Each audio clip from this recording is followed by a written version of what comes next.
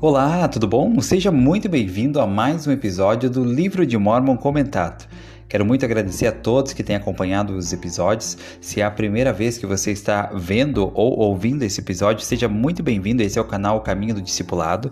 Nós temos várias séries aqui no canal. Uma dessas séries é essa, o Livro de Mórmon Comentado, onde cada dia nós lemos um trecho do Livro de Mórmon, desde o início, e pretendemos ir até o final do Livro de Mórmon. Então lemos um trecho na íntegra e depois fazemos alguns breves comentários, algumas lições que podemos tirar desse trecho lido. E tem sido muito, muito legal. Gostaria de agradecer a todos que têm acompanhado no canal, em especial aí o Clóvis, a Claudete, a Ildenete, a Naira, a Fátima, Maria Regina. São algumas pessoas que estão sempre comentando aqui nos episódios. Eu gostaria muito de agradecer a cada um. E caso eu esqueci alguém aí também, gostaria de agradecer muito a todas as pessoas que têm apoiado o trabalho, assistindo, curtindo, se inscrevendo, compartilhando os episódios com seus amigos, e tem sido uma experiência muito, muito boa. Cada vez temos mais pessoas ouvindo e assistindo os episódios do Livro de Mórmon Comentado. Hoje nós vamos falar então sobre 1º Nef, capítulo 13, do versículo 17 ao 33. Eu vou ler primeiro esses versículos na íntegra, então depois tem alguns breves comentários e lições para nós tirar desses versículos, tá bom? Também temos uma novidade, nós vamos ter nessa semana que vai iniciar agora, é a Semana do Dia das Mães, né? Próximo dia 14 de maio, vai ser o Dia das Mães, nesse ano de 2023. E nessa semana nós vamos ter uma série nova no canal aqui, bem legal. Vai ser sobre as Mães das Escrituras. Então essa série ela vai ter 3 episódios, tá? O primeiro episódio ele vai ser sobre as mães, 3 mães do Velho Testamento, suas lições, histórias e ensinamentos. Depois vamos ter 3 mães do Novo Testamento e por último 3 mães do Livro de Mórmon, suas histórias, suas lições e seus ensinamentos. O primeiro episódio sai na segunda, dia 8 de maio, o segundo no dia 10 e o terceiro dia 12 de maio. Então vai ser uma série especial para as mamães, né? Vamos tirar muitas lições, mas é claro que todo mundo vai poder aprender, seja quem ainda não é mãe, seja os homens também, né? Todo mundo vai poder aprender muitas lições legais que a gente vai trazer de uma forma diferente sobre as mães das escrituras, tá? Vai ser bem legal, vai ser uma abordagem muito, muito legal. Estou muito animado para compartilhar esse episódio, né? Essa série com vocês. Vai ser muito, muito legal, tá bom? Então vamos ter essa nova série aí, Mães das Escrituras, em especial nessa semana do Dia das Mães. Convido você a seguir nosso conteúdo no Spotify, Instagram, Facebook, Telegram, no YouTube, se inscrever no canal, e muito, muito obrigado por estar com você. É muito bom poder fazer companhia para você agora aonde você estiver, seja na sua casa, no carro, no trânsito, na rua, na academia, trabalhando, indo dormir, acordando. Muito bem, seja muito bem-vindo. Vai ser algo muito especial, alguns minutos que vamos passar juntos aqui hoje, aprendendo mais então, tirando algumas lições do bloco de escrituras que vamos estudar hoje. Seja muito bem-vindo.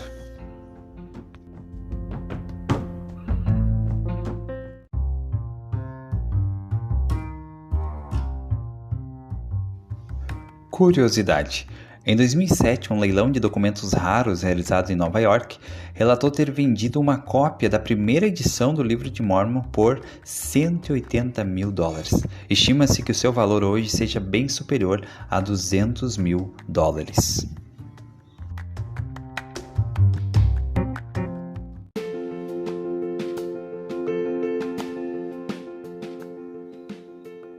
História de fé. Essa história foi contada pelo Elder Ronald Rasband, do Quórum dos 12 Apóstolos, na Conferência Geral de outubro de 2020. Ele falou: "Meu sogro, um dos melhores homens que já conheci, ensinou-me uma grande lição. A irmã Rasband e eu fomos visitá-lo quando ele estava prestes a deixar sua jornada mortal. Ao entrarmos em seu quarto, seu bispo estava indo embora. Ao cumprimentarmos o bispo, pensei, que bispo bom, ele está aqui ministrando a um membro fiel de sua ala. E eu disse a meu sogro, foi bom receber a visita do bispo? Ele olhou para mim e respondeu, foi muito bom, foi muito mais do que isso. Eu pedi para que ele viesse porque eu queria fazer minha entrevista de recomendação para o templo. Quero partir desta vida recomendado ao Senhor. E assim o fez. A frase recomendada ao Senhor permaneceu comigo. Ela trouxe uma nova perspectiva para mim sobre sermos regularmente entrevistados por nossos líderes da igreja. Ter uma recomendação para o templo é tão importante que no início da igreja, até 1891, cada recomendação para o templo era aprovada pelo presidente da igreja. Seja para jovens ou adultos, sua recomendação para o templo não se resume em uma lista de coisas que vocês podem ou não fazer. Não é uma lista de tarefas, uma autorização ou um ingresso para uma poltrona especial. Ela tem um propósito mais elevado e sagrado. A fim de se qualificarem para a honra de ter uma recomendação para o templo, vocês devem viver em harmonia com os ensinamentos da Igreja de Jesus Cristo dos Santos dos Últimos Dias.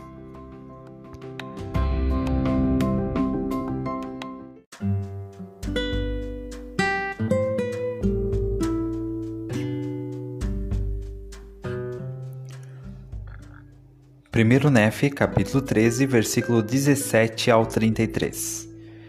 E vi que as pátrias mães dos gentios estavam reunidas sobre as águas, e também sobre a terra, para batalhar contra eles. E vi que o poder de Deus estava com eles, e também que a ira de Deus estava sobre todos os que se achavam reunidos para batalhar contra eles. E eu, Nefe, vi que os gentios que haviam saído do cativeiro foram libertados das mãos de todas as outras nações, pelo poder de Deus. E aconteceu que eu, Nefe, vi que eles prosperaram na terra, e vi um livro que era levado entre eles. E perguntou-me o anjo: sabes o significado do livro? E eu respondi: não sei. E ele disse: eis que provém da boca de um judeu. E eu, Nefe, vi o livro, e disse-me o anjo: o livro que vês é um registro dos judeus, que contém os convênios feitos pelo Senhor com a casa de Israel. E contém também muitas das profecias dos santos profetas, e é um registro semelhante às gravações encontradas nas placas de latão, só que em menor número. Não obstante contém os convênios do Senhor com a casa de Israel, sendo, portanto, de grande valor para os gentios. E disse-me o anjo do Senhor: viste que o livro procedeu da boca de um judeu, e ao proceder da boca de um judeu, continha a plenitude do evangelho do Senhor, de quem os 12 apóstolos testificaram, e eles testificam de acordo com a verdade que está no Cordeiro de Deus. Essas coisas, portanto, são transmitidas aos judeus, dos judeus aos gentios, em pureza, segundo a verdade que está em Deus. E depois de transmitidas aos judeus, dos judeus aos gentios pelas mãos dos 12 apóstolos do Cordeiro, vês a formação daquela grande e abominável igreja, que é a mais abominável que todas as outras igrejas. Pois eis que tiraram do evangelho do Cordeiro muitas partes que são claras e sumamente preciosas, e também muitos convênios do Senhor foram tirados. E fizeram tudo isso a fim de perverterem os caminhos retos do Senhor, a fim de cegarem os olhos e endurecerem o coração dos filhos dos homens. Vês, portanto, que depois de haver o livro passado pelas mãos da grande e abominável igreja, foram suprimidas muitas coisas claras e preciosas do livro, que é o livro do Cordeiro de Deus. E depois que essas coisas claras e preciosas foram suprimidas, ele propagou-se por todas as nações dos gentios. E depois de ter se propagado por todas as nações dos gentios, sim, mesmo do outro lado das muitas águas que viste com os gentios que saíram no cativeiro, vês que por causa das muitas coisas claras e preciosas que foram suprimidas do livro, que eram claras ao entendimento dos filhos dos homens, segundo a clareza que existe no Cordeiro de Deus, por causa dessas coisas que foram suprimidas do Evangelho do Cordeiro, um grande número tropeça, sim, de tal maneira que Satanás tem grande poder sobre eles. Vês, não obstante, os gentios que saíram do cativeiro e que foram elevados pelo poder de Deus acima de todas as outras nações na face da terra, que é uma terra escolhida acima de todas as outras terras, que é uma terra que o Senhor Deus prometeu a teu pai, por convênio, que seria a terra de herança de seus descendentes.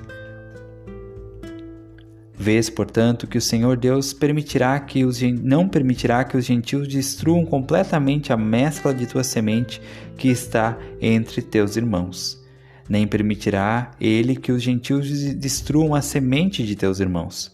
Tampouco permitirá o Senhor Deus que os gentios permaneçam para sempre naquele horrível estado de cegueira, no qual tu vês que estão, devido às passagens claras e preciosas do Evangelho do Cordeiro, que foram suprimidas por aquela igreja abominável, cuja formação tu viste. Diz, portanto, o Cordeiro de Deus: serei misericordioso para com os gentios, visitando os remanescentes à casa de Israel com grande julgamento.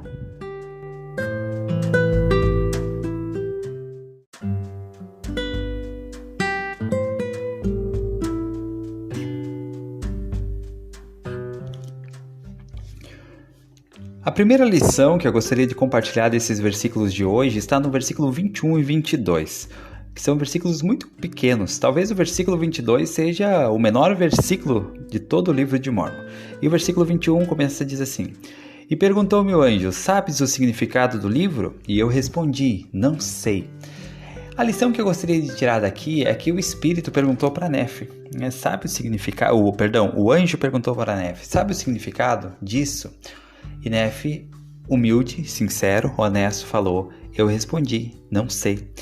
Então, muitas vezes na nossa vida nós temos a impressão que devemos ter as respostas para todas as coisas. Talvez o pai acha que tem que ter todas as respostas para o filho para ser um bom pai. Talvez o líder acha que tem que ter todas as respostas que a pessoa que ele quer ser o liderado, enfim, a quem ele serve, faz uma pergunta e ele sente que ele é obrigado a ter todas as respostas. E eu confesso que eu já me senti muito assim, uma obrigação de achar que eu deveria ter todas as respostas e que se eu não tivesse uma resposta era uma grande demonstração de fraqueza e uma grande falha da minha parte não ter aquelas respostas. Mas eu aprendi que eu não preciso ter todas as respostas. E Nefe aqui, o anjo perguntou para ele: sabe o significado disso, do livro? E eu respondi: não sei. Então, muitas vezes não vai ter problema nenhum você e eu responder: não sei. Eu vou buscar essa resposta. Nesse momento eu não tenho essa resposta. Não sei, tá tudo bem. E eu lembro de duas experiências. Uma vez eu estava numa reunião com uma autoridade e ela fez uma pergunta direto para mim. E ela fez a pergunta diretamente para mim e eu me senti muito pressionado, porque eu estava com muito medo de responder errado, dar uma resposta que não era esperada, enfim. Mas enfim, dei uma resposta lá, ele concordou, e até estendeu sobre aquela resposta. Mas eu confesso que eu me senti com bastante medo. E talvez se eu tivesse essa compreensão, de Nefe aqui, eu não teria esse medo, Não tem problema às vezes se você dizer que não sabe. Ou às vezes não é nem dizer que não sabe, mas dar a resposta que você tem. Olha, o que eu sei é isso. Eu sei que isso aqui não é toda a resposta ainda, mas o que eu sei é isso, eu não posso fazer mais nada. O que eu posso fazer é buscar mais conhecimento em outro momento, mas nesse momento agora o que eu sei é isso. E eu lembrei de uma experiência que o Elder Rasband contou, que ele estava num devocional, aqueles devocionais que são transmitidos a toda a igreja, o face to face, o cara a cara, com os jovens, e ele ficou responsável por deixar a mensagem. E lá nesse devocional foi aberto um tempo para perguntas dos jovens, de todo mundo. E teve uma jovem que fez uma pergunta que foi bem difícil a pergunta para ele. E ele disse que naquela hora ele tremeu, como um apóstolo ele tremeu. Mas sabe qual foi a resposta dele? Ele disse assim: minha querida, essa resposta à tua pergunta ela é muito boa e a resposta é muito, muito importante. Por ser tão importante, eu não vou te dar essa resposta agora. Eu vou fazer uma postagem nas minhas redes sociais essa semana, nas minhas redes sociais, e eu vou postar lá a resposta para essa tua pergunta. Pode ser? E ele disse que ele fez aquilo porque naquele momento ele sentiu que ele não estava preparado para dar a resposta, ou ele não estava confiante, ele tinha medo, ao vivo ali para todo mundo, de dar uma resposta errada. E isso foi um grande exemplo do Elder Rasband, de humildade e como nós também devemos proceder. E não tem problema nenhum se em algum momento alguém fizer alguma pergunta para nós, mesmo que nós sejamos o líder, mesmo que nós sejamos talvez a pessoa mais experiente do lugar, da sala, da mesa, Não tem problema nenhum, às vezes, dizer eu respondi não sei, como Nefe, tá bom? Nós não somos obrigados a ter todas as respostas. mas nós sabemos aonde encontrar a resposta. Isso é algo maravilhoso dentro do Evangelho. Eu posso não saber a resposta agora, mas eu sei quem sabe a resposta e eu posso ir atrás dessa pessoa. E é claro, existem respostas que talvez também não vamos receber por agora, porque não estamos preparados para entender. Nem todas as perguntas nós vamos ter as respostas. Algumas nós não estamos preparados para receber nesse momento e está tudo bem, temos só que aguardar. Mas no momento certo, nenhuma pergunta ficará sem resposta. E está tudo bem se eu e você hoje tivermos que responder para alguém: não sei.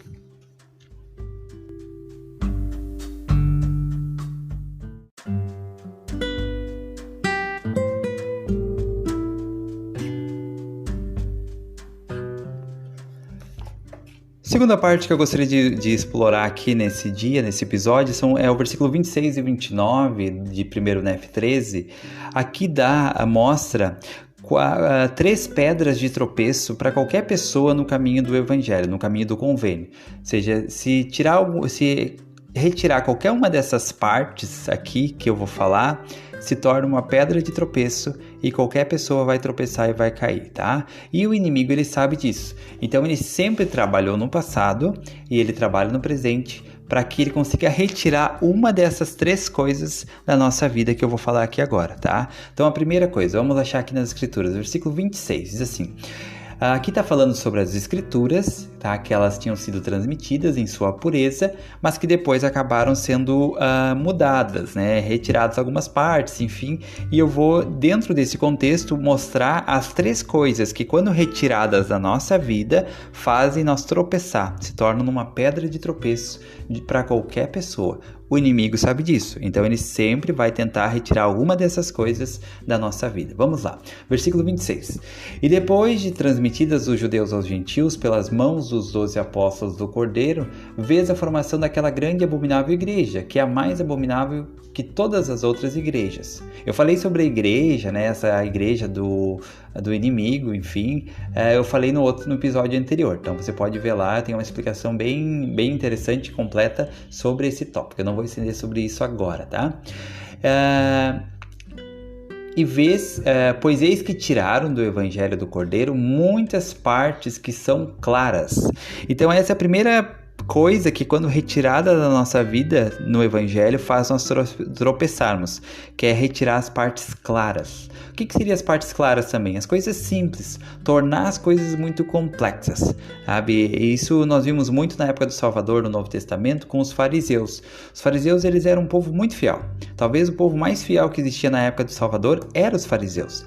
Mas eles tinham um problema, eles complicavam as coisas. Eles queriam criar regras para tudo. Regras que não vinham do Senhor, mas que os homens começavam a criar regras. E eles tiraram as partes claras do Evangelho.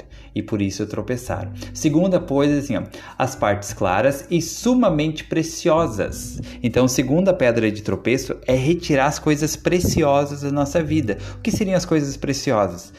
Uma coisa preciosa é a companhia do Espírito. Quando nós retiramos a companhia do Espírito, é uma coisa preciosa que nós estamos retirando da nossa vida, que se torna uma pedra de tropeço. O que seria outra coisa preciosa? Nosso testemunho do Evangelho. Quando nós vamos perdendo nosso testemunho, enfraquecendo, é algo precioso que estamos perdendo. O que seria outra coisa preciosa? Os nossos convênios com o Senhor. Convênio do batismo, do sacerdócio, convênios do templo. Quando nós retiramos essas coisas preciosas, também isso se torna uma pedra de tropeço. Então essa é a segunda. A primeira pedra de tropeço é quando retiramos as partes claras, as coisas simples, e começamos a complicá-las. A segunda é como tiramos as partes preciosas. E o terceiro, qual que é? Está no versículo 26 também. E também muitos convênios foram tirados. Então, quando nós retiramos os convênios da nossa vida, ou seja, nós menosprezamos os convênios, quebramos os convênios, não cumprimos os convênios, isso também se torna numa pedra de tropeço. Então, Satanás, ele vai fazer de tudo com todos os povos e individualmente comigo, com você, com cada pessoa, fazer com que ele tenha sucesso em uma dessas 3 coisas.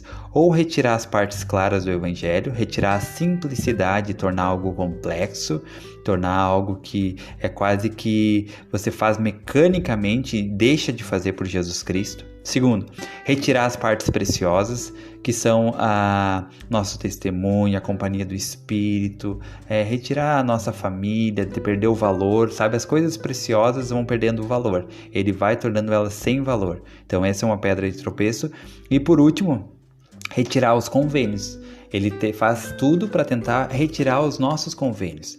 E quando ele consegue isso, então ele tem sucesso. Nós vimos isso no versículo 29 que diz: E depois que essas coisas claras e preciosas foram suprimidas, e também os convênios, ele propagou-se por todas as nações dos gentios. E depois de ter se propagado por todas as nações dos gentios, sim mesmo do outro lado das muitas águas que viste com os gentios que saíram do cativeiro, vê que por causa das muitas coisas claras e preciosas, e também dos convênios que foram suprimidos, que eram claras ao entendimento dos filhos dos homens, por causa dessas coisas que foram suprimidas, um grande número tropeça, sim, de tal maneira que Satanás tem poder sobre eles. Então, quando ele consegue retirar da nossa vida as coisas claras, que são as coisas simples, as coisas preciosas, que tem a ver com o nosso testemunho, com o Espírito, né, com as bênçãos que recebemos já do Evangelho, do Templo, e quando ele consegue retirar os convênios da nossa vida, fazer com que nós deixemos de dar o valor aos convênios, de cumprir os convênios. Então, quando ele faz isso, um grande número tropeça, e de tal maneira que Satanás tem grande poder. Isso está no versículo 29. Então, que nós precisamos tomar cuidado com essas 3 pedras de tropeço. Essas 3 coisas que podem acontecer na nossa vida, que vão se tornar uma pedra de tropeço e vão dar poder para que Satanás possa agir e possa nos destruir, tá bom? Que possamos estar muito atentos a essas 3 coisas. As partes claras, as coisas preciosas da nossa vida, do Evangelho, e os convênios que temos com o Senhor.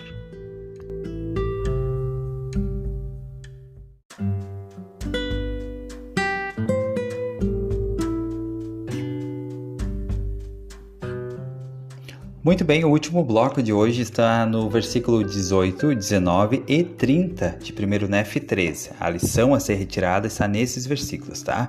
Que é um termo que ele aparece, que ele se repete nesses 3 versículos, versículo 18, 19 e 30, que é a seguinte declaração: o poder de Deus. Então aqui diz que esse termo, o poder de Deus, ele repete nesses 3 versículos, 18, 19 e 30 de 1 Nef. E nós vamos ver qual é a correlação que existe aonde ele aparece e que lições nós podemos tirar sobre esse termo, o poder de Deus. No versículo 18 diz assim: E vi que o poder de Deus estava com eles, e também que a ira de Deus estava sobre todos os que se achavam reunidos para batalhar contra eles. Então aqui o Nef viu que o poder de Deus estava com o povo, que viria para as Américas, e que esse poder ele estava com eles e protegeria eles dos seus inimigos. Então, o poder de Deus, quando ele está conosco, ele nos protege dos nossos inimigos. Quando está sobre nós o poder de Deus. No versículo 19 diz: E eu, Nef, vi que os gentios que haviam saído do cativeiro foram libertados das mãos de todas as outras nações, pelo poder de Deus. Então aqui fala que o poder de Deus, ele também liberta. Então, pelo poder de Deus, nós podemos ser libertados. Qualquer pessoa pode ser libertada do cativeiro físico e espiritual. O cativeiro do medo, da dúvida, o cativeiro do vício, do pecado, o cativeiro de não conseguir perdoar uma pessoa. Então, pelo poder de Deus, nós podemos ser libertados. E o versículo 30, vamos ver aqui, o versículo 30 diz assim: Vês, não obstante, que os gentios saíram no cativeiro e que foram elevados pelo poder de Deus. Então, pelo poder de Deus, uma pessoa pode ser elevada. Nós podemos ser elevados pelo poder de Deus.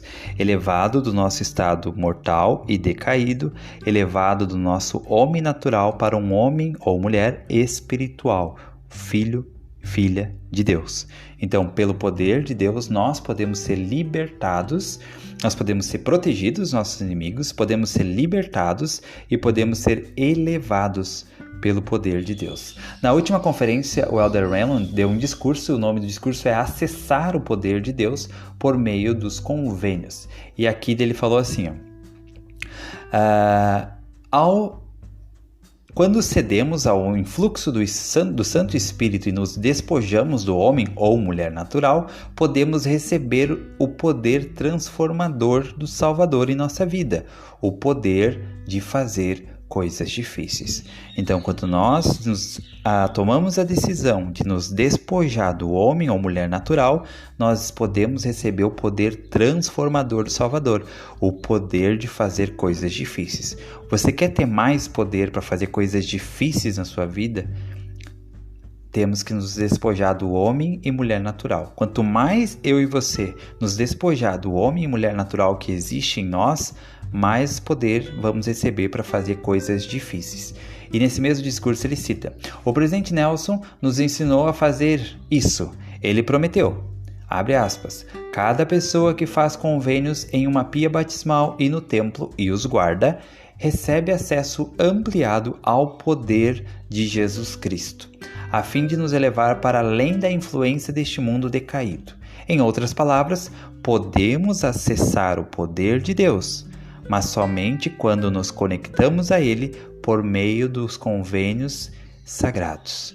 Então, eu e você, qualquer pessoa, pode acessar o poder de Deus. Podemos ter acesso ao poder de Deus para poder usar esse poder na nossa vida, diante das nossas dificuldades, com as pessoas que nós amamos, para fazer os milagres necessários que precisamos. Mas como que isso acontece?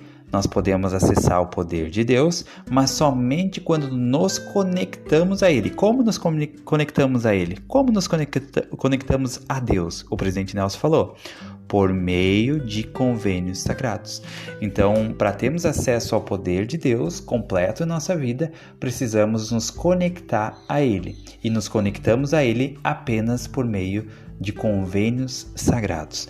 Por isso é tão importante nós fazer e guardar nossos convênios com o Senhor, porque é isso que vai nos conectar com Ele e é isso que vai nos colocar em acesso direto com o poder dele para nossa vida, tá bom? Então são lições bem importantes, versículo 18, 19 e 30. Que quando o poder de Deus está conosco, nós vencemos nossos inimigos. Quando o poder de Deus está conosco, no versículo 19 diz que somos libertados. E no versículo 30 diz que quando o poder de Deus está conosco, nós somos elevados. Então, que coisa boa ser buscada por cada um de nós, buscar mais do poder do Senhor na nossa vida. Isso com certeza vai fazer toda a diferença e vai nos ajudar em todos os nossos desafios. E para terminar, o Elder Renlund falou: ao nos conectarmos ao poder de Deus, nós nos tornamos capazes de ir contra o fluxo do mundo, por toda a vida e pela eternidade. Por fim, nosso destino é modificado, porque o caminho do convênio nos conduz à exaltação e à vida eterna.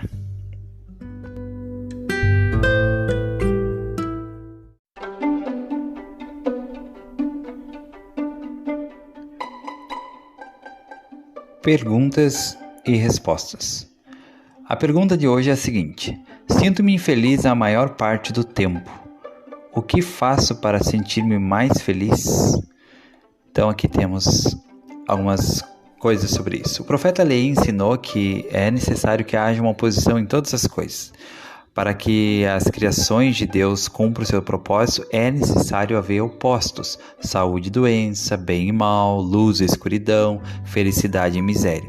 A tristeza é, portanto, uma parte necessária da nossa experiência mortal. Você deve preocupar-se, no entanto, se fica frequentemente triste ou sente deprimido por um longo período de tempo. Se tiver esse tipo de sentimento com frequência, fale imediatamente com alguém, da sua família, de sua confiança, ou um líder da igreja. Procure a ajuda do Senhor por meio da oração, bênção do sacerdócio. ele vai estar sempre disponível para ajudar você. Se continuar triste ainda, seus pais ou líderes da igreja podem incentivar você a receber a ajuda de um profissional. Talvez seja interessante procurar um profissional de confiança, como um médico, um psicólogo, para determinar se você está sofrendo de algum problema físico ou um distúrbio emocional. Também aconselhamento, medicação e outros tipos de assistência médica pode fazer parte dessa resposta, né? Também pode ajudar a lembrar de que Satanás procura nos tornar tristes, é isso que ele deseja. Ele ensinou lá em 2 Nef 2, diz assim, que Satanás caiu do céu e se tornou miserável para sempre, procurando também a miséria de toda a humanidade. Ele e seus seguidores tentam nos fazer pecar, pois o pecado nos torna miseráveis. Eles nos sussurram a dúvida, nos sussurram desânimo, nos incitam a questionar nosso próprio valor, nosso testemunho, nosso potencial como filhos de Deus. E então, se a sua tristeza ela é resultado do pecado, né, o que pode acontecer, você pode exercer a fé em Jesus Cristo e se arrepender. O processo pode não ser fácil, né? Nem sempre ele é fácil, mas não há maior alegria do que saber que seus pecados foram perdoados por meio do arrependimento, né? Seu bispo, o presidente de ramo pode ajudar. E se o seu pesar é causado pelo desânimo ou dúvida, você pode buscar a companhia do Espírito Santo para fortalecer sua fé no Salvador. Em ambos os casos, né, seja por pecado ou seja pelo desânimo ou dúvida, a oração e bênção do sacerdócio sempre podem ajudar você.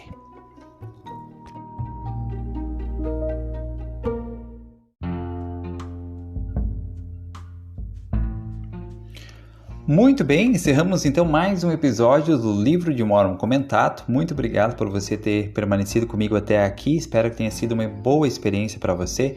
Convido você a seguir o Caminho do Discipulado no Facebook, no Instagram, se inscrever no canal do YouTube, também temos os episódios no Spotify. Lembrando que nessa próxima semana do Dia das Mães, vamos ter então uma nova série que é Mães das Escrituras. São 3 episódios. Vamos falar sobre 3 mães especiais do Livro de Mórmon, 3 mães especiais do Novo Testamento e 3 mães especiais do Velho Testamento. Vamos falar sobre cada uma dessas mães, tirar lições que podemos aplicar na nossa vida hoje. Tenho certeza que vai ser algo bem especial e convido você também a acompanhar esse conteúdo, seja aí pelo Spotify, pelo YouTube, aonde você estiver, tá bom? Muito obrigado pela sua companhia, eu espero você no próximo episódio.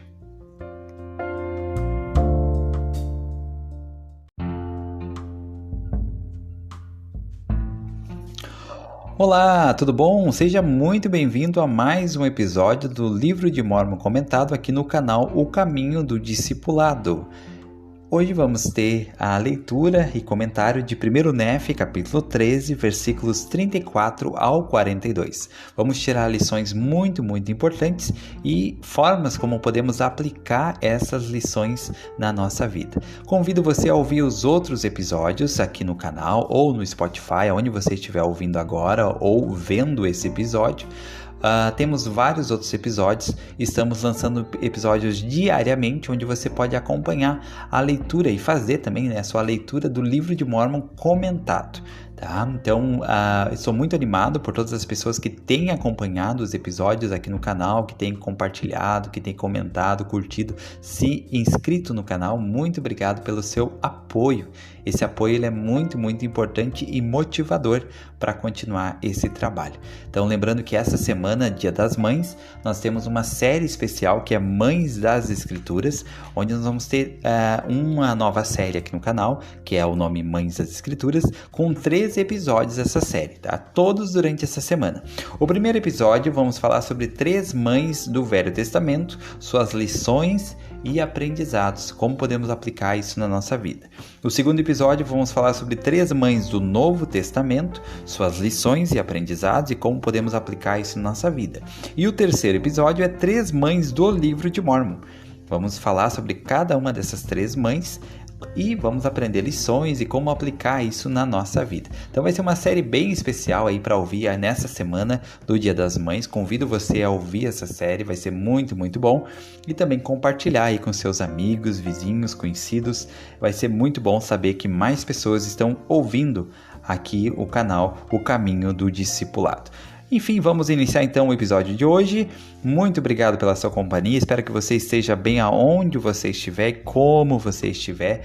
Se o dia não estiver tão bom para você, que se torne melhor após passarmos esses minutos juntos aqui, ouvindo mais um episódio do Livro de Mórmon comentado. Vamos iniciar agora primeiro os nossos quadros, Curiosidade e depois História de Fé, e logo após então vamos fazer a leitura de 1 Nef 13, do versículo, deixa eu pegar aqui o versículo que eu tô, versículo 34 ao 42, daí faço a leitura e depois da leitura então os comentários, e por fim, lá no final, uma sessão de pergunta e resposta, que vamos trazer uma pergunta e uma resposta para você também ouvir e participar conosco, tá bom? Vamos lá então, muito obrigado, vamos dar início ao episódio de hoje.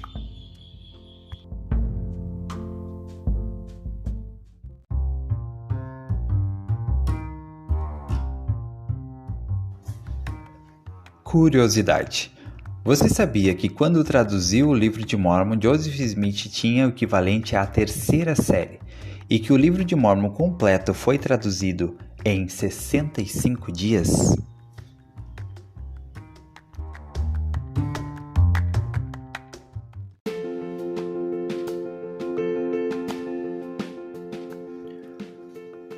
História de Fé. Essa história foi contada pelo elder Jeremy Jade, dos 70, na Conferência Geral de outubro de 2020. Ele falou: há 2 anos, meu irmão mais novo, Shad, passou para o outro lado do véu. Sua morte deixou um vazio no coração de minha cunhada Stephanie e de seus 2 filhos pequenos, Braden e Bella, e do restante da família. Encontramos consolo nas palavras do elder Neil L. Anderson, ditas na Conferência Geral uma semana antes da morte de Shad. Ele falou: na fornalha das provações terrenas, prossigam pacientemente. O poder de cura do Salvador trará luz, compreensão, paz e esperança. Temos fé em Jesus Cristo. Sabemos que vamos nos reunir com Shad, mas sua ausência física dói. Muitos de nós já perdemos entes queridos. É difícil ser paciente e esperar pelo momento em que voltaremos a nos reunir com eles. No ano seguinte à morte de Shad, sentimos como se uma nuvem negra pairasse sobre nós. Buscamos refúgio no estudo das Escrituras, na oração mais fervorosa e na maior frequência ao templo. As palavras deste hino resumem o que sentimos naquela época, o hino 26, e diz: o mundo desperta em nova aurora, já foge da noite o triste negror. Nossa família decidiu que 2020 seria um ano de renovação. No final de novembro de 2019, enquanto estudávamos o livro de Tiago com o Vem e Segue-me do Novo Testamento, um tema chamou nossa atenção. Em Tiago, capítulo 1, versículo 2, lemos: meus irmãos, tende grande regozijo, quando cairdes em muitas aflições. Em nosso desejo de começar o novo ano e a nova década com alegria, decidimos que em 2020 teríamos grande regozijo. Essa escritura nos marcou tanto que no Natal passado presenteamos nossos irmãos com camisetas que diziam em negrito: tende grande regozijo. O ano de 2020 tinha tudo para ser um ano de alegria e regozijo, mas aqui estamos. Em vez disso, 2020 trouxe a pandemia mundial da Covid, a agitação civil, mais desastres naturais e desafios econômicos. Talvez nosso Pai Celestial esteja nos dando tempo para refletir e ponderar sobre o que entendemos a respeito da paciência e sobre nossa decisão consciente de escolher a alegria.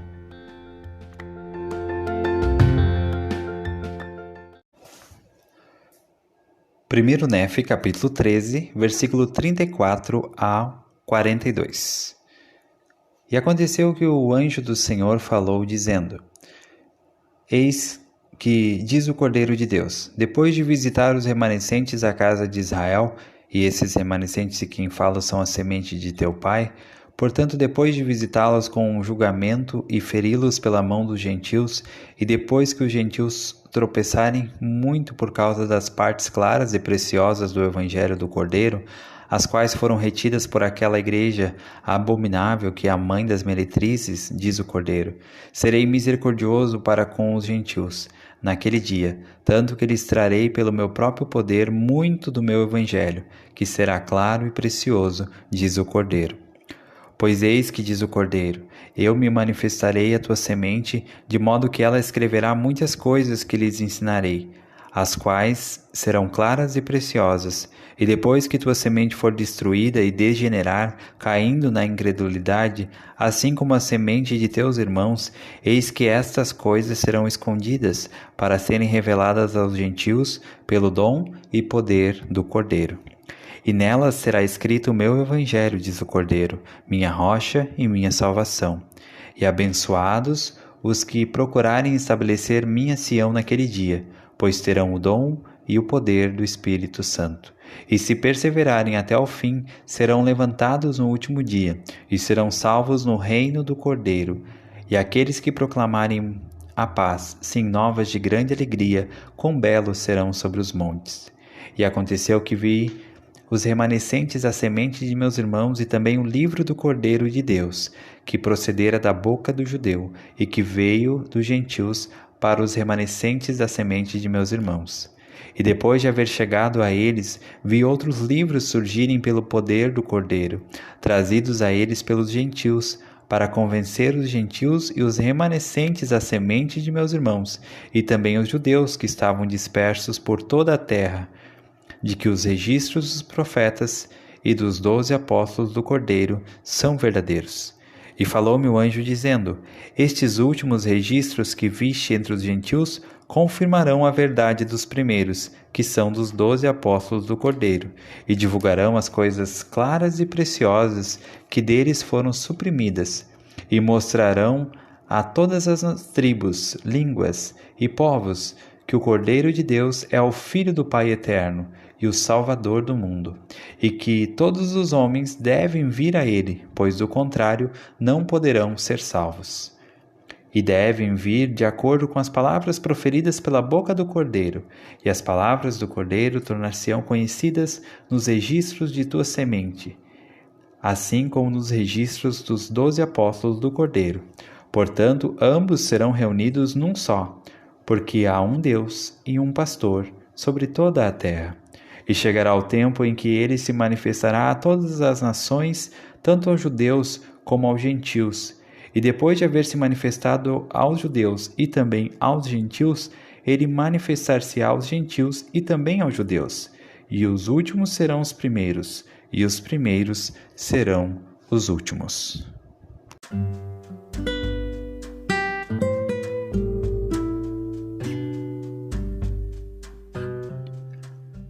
A primeira lição que eu gostaria de tirar desse bloco que acabamos de ler está no versículo 37, 1 Nef, capítulo 13, 37, diz assim: E abençoados os que procurarem estabelecer minha Sião naquele dia, pois terão o dom e o poder do Espírito Santo. Então aqui é uma promessa maravilhosa de receber o dom e o poder do Espírito Santo. Todos aqueles que procurarem estabelecer a minha Sião ou a Sião do Senhor. Então, é algo muito interessante, né? É algo muito precioso que o Senhor está prometendo a cada um de nós, né? Que é conceder o dom e o poder do Espírito Santo a cada um de nós. É uma porção maior que recebemos por meio do nosso chamado, né, de cumprir nossos chamados e nossas designações.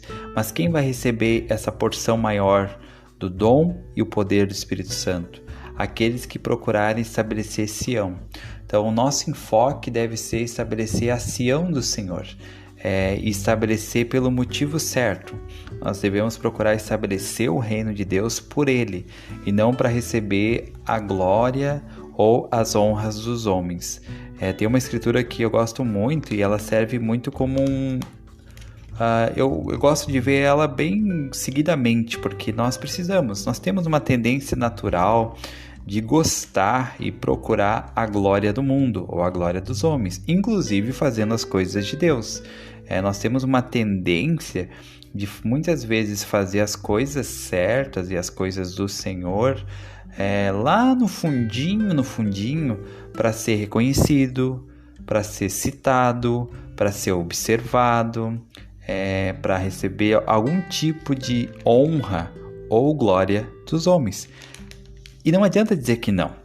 Cada um de nós tem isso dentro de nós, faz parte do nosso homem natural. Ter essa tendência de gostar, a gente gosta de uma curtida, a gente gosta de comentários, a gente gosta de ser reconhecido, de ser citado. Nós gostamos disso, não dá para dizer que não. É bom, é legal mesmo.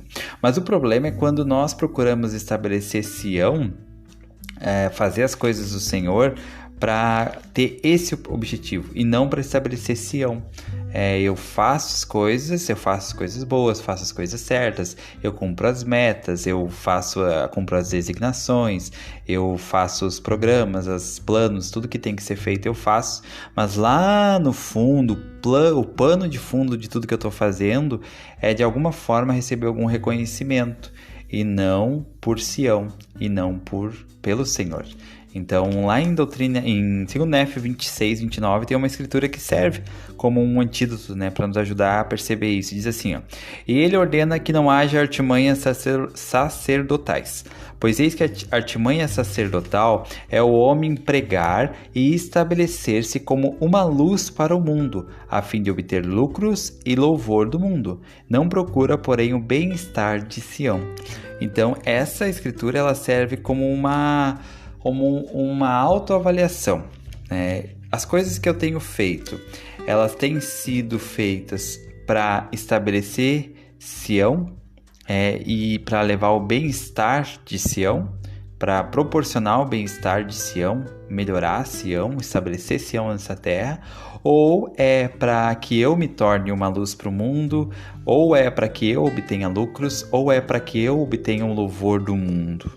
Então, nós devemos sempre estar olhando essa escritura volta e meia, talvez deixar ela num lugar visível, no espelho, em casa, em algum lugar, sabe? E sempre fazer essa autoavaliação. É algo muito pessoal, Não tem como estabelecer uma regra.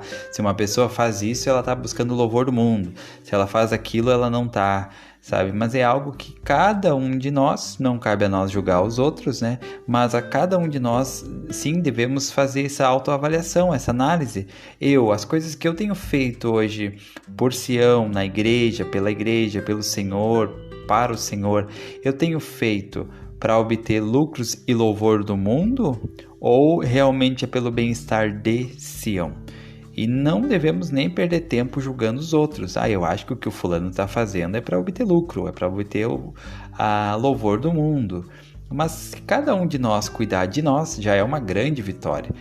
Eu me conheço melhor do que ninguém, apesar de não me conhecer completamente. Você se conhece melhor do que ninguém. Então nós sabemos sim quando nós estamos agindo com uma segunda intenção ou estamos agindo com a intenção de fazer pelo Senhor e para o Senhor. Então essa é uma lição que fica para mim aqui do versículo 37, que é Vou ler de novo. E abençoados os que procurarem estabelecer a minha Sião naquele dia, pois terão o dom e o poder do Espírito Santo. Então devemos fazer as coisas para procurar estabelecer Sião. Esse deve ser o nosso foco. Estabelecer Sião pelo Senhor e para o Senhor. Sempre lembrando que nós não somos a luz. Nós somos a janela. Somos a janela por onde passa a luz. Nós somos a lâmpada por onde a luz brilha. Mas a luz real, a luz verdadeira é Cristo. E essa luz vem somente de Cristo. Nós não temos a capacidade de ter a nossa própria luz. A luz que há em nós, se há luz em nós, essa luz vem de Cristo. E é por causa de Cristo, mas não pelos nossos merecimentos, nossos méritos, nossas honras. Eu não tenho poder nenhum, você, de gerar a sua própria luz. Se há luz em nós, essa luz vem de Cristo. Então somos a janela, devemos ser a janela por meio da qual a luz entra e ilumina a todos que estiverem ao seu alcance, por meio do qual a luz entra e ilumina a tudo que está ali dentro. Somos a janela, não somos a luz. Somos a janela e a luz que passa pela janela é Cristo, nosso Salvador.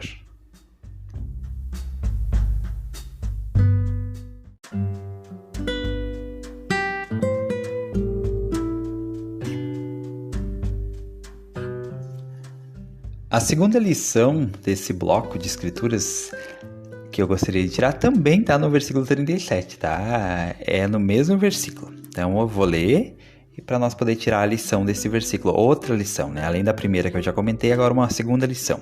Diz assim: E abençoados os que procurarem estabelecer a minha Sião naquele dia, pois eis que terão o dom e o poder do Espírito Santo. Falamos sobre isso no bloco anterior.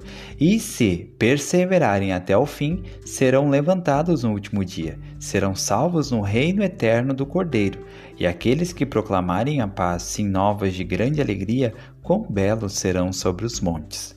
Então, o ponto que eu gostaria de frisar aqui é que ele promete que se fizermos por Sião, teremos o dom e o poder do Espírito. Mas isso por si só não nos garante a salvação. O fato de hoje, por meio das minhas escolhas, eu servir no meu chamado, fazer por Sião, e eu, graças à misericórdia do Senhor, receber o dom e o poder do Espírito Santo, isso por si só não garante a minha salvação, não garante que eu vou perseverar. O que vai manter, que vai realmente fazer toda a diferença é se eu perseverar até o fim. E eu gostaria de frisar isso, perseverar até o fim. Não é perseverar até a metade, não é perseverar por algum tempo e depois desistir. Precisa realmente perseverar até o fim. Precisa ser uma perseverança até o fim. Então é isso que devemos ter em conta, que devemos perseverar até o fim. E quando é esse fim? É o fim quando o Senhor diz o fim, não é nós que dizemos o fim. Já vi muitas pessoas comentarem quando chegam em certa idade, dizer assim: eu agora com meus 60, 65 anos já servi um monte na igreja, já fiz muita coisa pela igreja, agora eu vou deixar os mais novos trabalhar, agora é a vez deles. Como se tivesse o fato de ter servido muito tempo ou por ter já uma idade ali de 60, 70 anos, fosse o comprovante, né? Fosse a habilitação para não servir mais, para não necessitar mais. Nós temos o presidente Nelson, 94 anos, que exemplo! Uma idade tão avançada e que serve fielmente. Todos os dias esse homem está servindo na igreja. Todos os dias ele está fazendo algo pelo reino do Senhor. Todos os dias. E podemos dizer, mas ele é profeta, eu não sou profeta. Mas ele tem um convênio, e nós também temos um convênio, de perseverar até o fim. Então, perseverar até o fim é até o fim dele, e esse fim quem diz é o Senhor. O dia que nós tivermos nosso último fôlego, o último respiro nessa terra, aí talvez seja o fim nosso aqui, nesse momento, nesse período, nesse estágio. Mas quem vai delimitar isso é o Senhor, e não é nós que dizemos assim, agora chega, agora eu vou descansar, agora eu vou cuidar da minha vida, agora eu vou cuidar das minhas coisas, e as coisas do Senhor eu já servi, já fiz muito. Acho bem complicado, achar que nós já fizemos muito. Mesmo que seja uma pessoa que serviu muitos anos, muito chamado, fielmente na igreja, fez tantas coisas boas, mas não acredito que nenhum de nós esteja em condição de dizer que já fez muito ou que fez tudo. Precisamos perseverar até o fim. E esse fim é até o fim mesmo. Satanás, ele persevera até o fim. Ele vai perseverar até o final, até o fim. Enquanto ele puder ter chance de tentar nos destruir, ele vai fazer tudo. Para ele o tempo não faz diferença. Se para ele demorar um dia para nos derrubar, ou 10 anos, ou 50 anos para nos derrubar, para ele não fará diferença. ele vai perseverar até o fim. Enquanto ele tiver possibilidade de nos incomodar, de nos derrubar, ele vai perseverar. Então nós não podemos, nenhuma hipótese, nenhum momento, achar que chegamos ao nosso fim. Pronto, já cheguei ao final, já fiz tudo o que eu tinha que fazer. Devemos perseverar até o fim. E o fim, quem determina é o Senhor. É Ele que dá e diz quando é o fim para cada um de nós. Não é nós que, na nossa sabedoria limitada, na nossa visão míope da vida, podemos simplesmente dizer com toda a nossa autoridade terrena e mortal: agora deu, para mim deu, já fiz tudo que eu podia, já servi bastante na igreja, agora eu vou deixar para os mais novos. Isso não é um pensamento bom. Nós temos o exemplo do presidente Nelson, o coro dos 12 apóstolos são homens com idade avançada, homens que têm suas doenças, seus cansaços, têm suas dificuldades, homens que talvez gostariam de ficar mais tempo com os netos, em casa, com a esposa, curtindo a vida, seus últimos anos nessa terra, mas que não, estão lá servindo ao Senhor fielmente, reunião após reunião, conferência após conferência, sempre dispostos, viagem após viagem, a servir a Deus com todo o seu coração, poder, mente e força. Então esse é o padrão para nós, que nós possamos perseverar até o fim. Porque aqui no versículo 37 fala: e se perseverarem até o fim, tem esse se, e se. E se perseverarem até o fim, serão levantados no último dia, serão salvos no reino de Deus, no reino eterno do Cordeiro. Então, nós vamos ser salvos, nós vamos ser levantados em glória se, tem um se antes, se perseverarmos até o fim.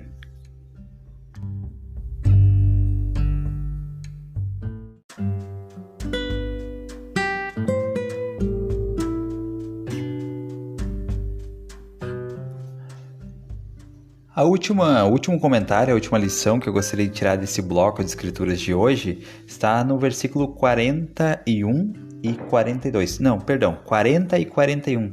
Primeiro Nef 13, 40 e 41. Vou começar no 40, que diz assim: e falou meu anjo dizendo: esses últimos registros que viste entre os gentios confirmarão a verdade dos primeiros, que são dos 12 apóstolos do Cordeiro, e divulgarão as coisas claras e preciosas que deles foram suprimidas, e mostrarão a todas as tribos, línguas e povos que o Cordeiro de Deus é o Filho do Pai eterno e o Salvador do mundo, e que todos os homens devem vir a ele, pois o contrário não poderão ser salvos. Então aqui no versículo 40 fala sobre Cristo, que ele é o Salvador do mundo, ele é o Filho do Deus eterno, do Pai eterno, e que todos os homens devem vir a ele. Então esse é um ensinamento importante. Todos os homens, eu, você e todas as mulheres, todos devemos vir a Cristo. Toda pessoa precisa vir a Cristo. E o versículo 41 então nos dá qual é o caminho, como podemos vir a Cristo. No versículo 40 fala que todos devem vir a Cristo. O versículo 41 complementa dizendo como que nós vamos vir a Cristo. Diz assim, no 41, e devem vir de acordo com as palavras proferidas pela boca do Cordeiro. E as palavras do Cordeiro tornar-se-ão conhecidas nos registros de sua semente, assim como nos registros dos 12 apóstolos do Cordeiro. Portanto, ambos serão reunidos num só, porque há um Deus e um pastor sobre toda a terra. Então, como que nós podemos vir a Cristo? Duas formas, duas maneiras. No versículo 41. De acordo com as palavras proferidas pelo Cordeiro. Então, nós podemos vir a Cristo de acordo com as palavras ditas por Cristo. Que palavras Cristo falou? Nós conhecemos as palavras de Cristo? Nós aprendemos as palavras de Cristo com alegria? Nós damos atenção às palavras de Cristo? E o segundo fala aqui, nos registros de tua semente, ou seja, nas Escrituras. Então nós vimos a Cristo de acordo com suas palavras, seguindo as suas palavras, seguindo os seus conselhos, e as palavras de Cristo, esse termo pode ter mais de um significado. Por exemplo, as palavras de Cristo podem ser as palavras que ele falou em Doutrina e Convênios, Livro de Mórmon, Novo Testamento ou no Velho Testamento, como Jeová.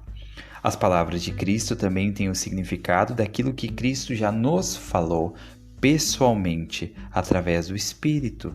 Que coisas Cristo já me disse, que eu já recebi por meio do Espírito e que foram suas palavras. É por meio dessas palavras que eu posso vir a Cristo. E o segundo, então, é por meio dos registros, ou seja, das Escrituras.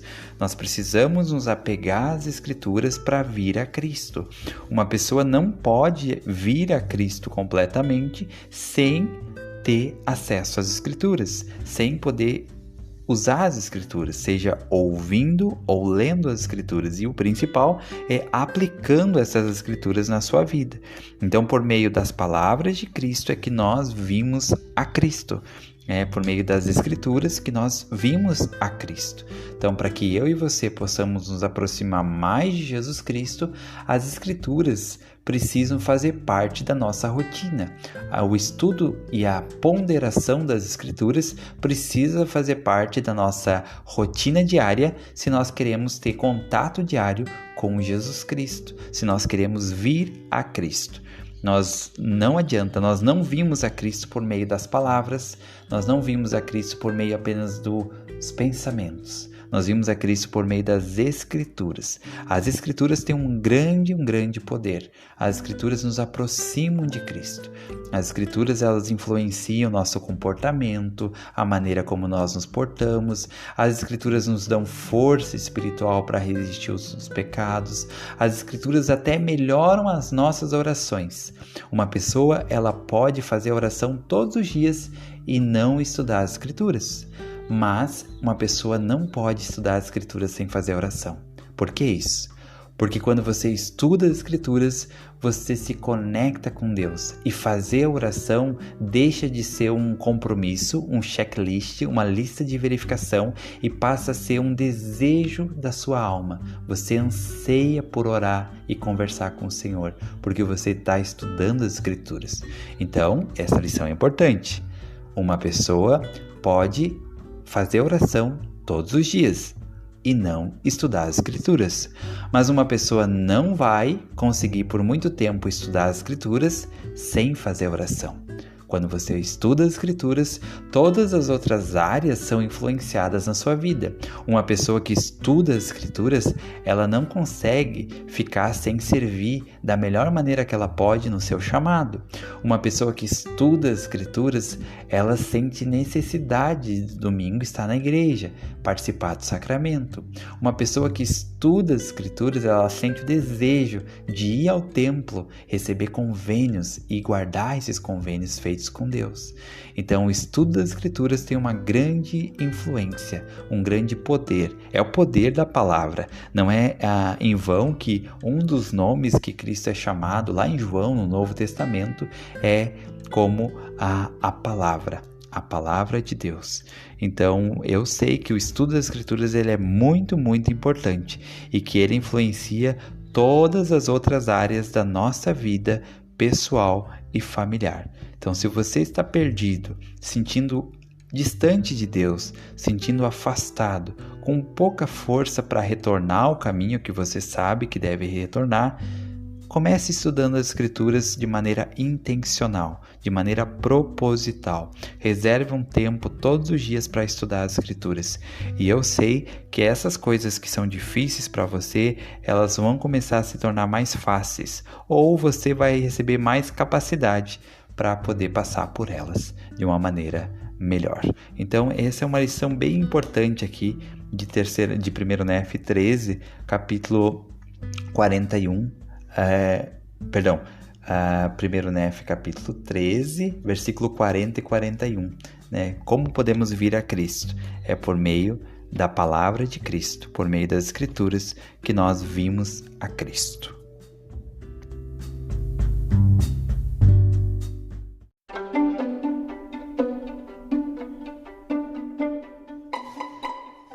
Perguntas e resposta. A pergunta de hoje é: como posso saber a diferença entre inspiração e meus próprios pensamentos? Então agora vamos ver aqui a resposta para essa pergunta. Então começa citando um exemplo. A cena é bastante familiar. Você se ajoelha em frente à cama, expõe toda a sua alma ao Pai Celestial, encerra sua oração e então espera uma resposta. Os pensamentos povoam sua mente. Será que são inspiração ou apenas suas próprias ideias? Não há uma resposta simples para essa pergunta, pois estamos falando sobre comunicação espiritual. Se aprender a receber e compreender corretamente a revelação fosse fácil, a vida mortal não seria afinal um teste. Desenvolver nossa habilidade de receber revelação é como aprender a tocar um instrumento musical. É uma habilidade que precisamos praticar diligentemente. Felizmente, os profetas e apóstolos nos deram algumas diretrizes que nos ajudam. Por exemplo, o profeta Joseph Smith ensinou: uma pessoa poderá beneficiar-se percebendo os primeiros sinais do espírito de revelação. Por exemplo, quando sentis que a inteligência pura flui para vós, podereis repentinamente ser despertados por uma corrente de ideias, de modo que, observando-as, vereis que se cumprem no mesmo dia ou pouco depois. Isso é, as coisas que o Espírito de Deus revelou à vossa mente acontecerão, e assim, por conhecer e aceitar o Espírito de Deus, podereis crescer no princípio da revelação, até que chegueis a ser perfeitos em Cristo. Então, essa é algumas respostas aqui, né, sobre como nós podemos reconhecer quando é uma revelação e quando é um pensamento nosso. Aí tem uma jovem que falou o seguinte, ela disse assim: cada pessoa pode ter uma maneira individual de discernir as manifestações espirituais. Temos que ser sensíveis para descobrir como o Espírito fala a cada um de nós. Se oramos, estudamos o Evangelho, se temos paciência e humildade, tentando a cada dia ser puros de coração, certamente sentiremos o Espírito.